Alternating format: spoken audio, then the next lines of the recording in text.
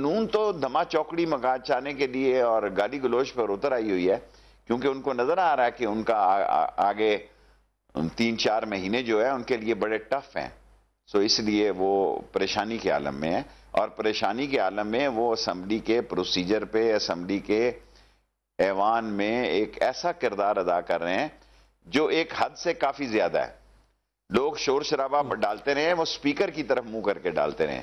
یہ کبھی نہیں ہوا کہ عمران خان کی طرف منہ کر کے وہ سارا کچھ کرتے رہے. شیخ صاحب آپ نے کہا 3-4 مہینے اگلے بڑے ٹف ہونے والے ہیں نون لیگ کے لیے، کیوں؟ کیا ہونے والا ہے نون لیگ کے لیے؟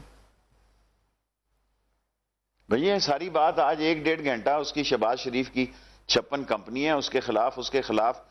دیکھیں جب میں بہت چھوٹا تھا تو یہ بات کہتا تھا کہ مسعود محمود سلطانی گواہ بنے گا. آپ بھٹو کو پھانسی لگوانے میں اس کے دستے راستوں کا بڑا کام تھا. اور یہ فؤاد احمد فؤاد، ہم تو کالجوں میں بیٹھے ہوئے تھے جب بہت سارے، گارڈن کالج بڑا ایلیٹ کالج ہوتا تھا، ہم تو گریجویشن سے فارغ تھے لیکن کوئی کام نہیں تھا، گراؤنڈ میں بیٹھے رہتے تھے.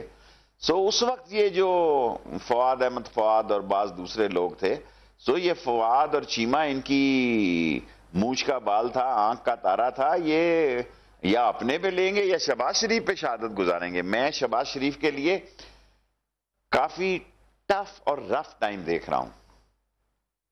کافی رف اور ٹف؟ اللہ نے یہ جملہ میرے منہ میں ڈالا، میں نے اسی طرح آپ کو پیش کر دیا. شہباز شریف نے 2 انڈر دی لا شکنجے میں دیکھ رہا ہوں. ابھی 2 مواقع کے اوپر ہم نے شہباز شریف کی سیاست جو تھی 2 مواقع کے اوپر، وہ بھی چاہوں گا کہ آپ اس پہ بھی کامنٹ کریں. جس دن نواز شریف کی آمد تھی پاکستان، وہ اس دن ایئرپورٹ نہیں پہنچے. جس دن اپوزیشن جماعتوں نے احتجاج رکھا اس دن موسم خراب ہو گیا، اسلام آباد نہیں پہنچ پائے. تو یہ 2 مواقع ایسے تھے جہاں پر شہباز شریف بھی پیچھے ہٹے، انہوں نے گنجائش دی آپ کو. تو آپ کو پھر بھی لگتا ہے کہ وہ رف اینڈ ٹف ہی رہنے لگے ہیں، قانون کے شکنجے میں ہی پکڑنے جانے والے؟ بھائی ان کا کوئی سلیٹ صاف نہیں ہو سکتی. دیکھیں اس طرح تو فضل الرحمان صاحب نے کہا کہ ہم اس اسمبلی میں سے حلف نہیں لیں گے، اس کے بیٹے نے الیکشن لڑا. جی یہ اس سے زیادہ کیا بات ہے کہ ابھی ان کی کہی ہوئی بات، میرا مطلب ہے باسی نہیں ہوئی تھی، چند گزرے ہوں گے تو ان کا بیٹا کینڈیڈیٹ تھا یہاں پہ ڈپٹی سپیکر کا.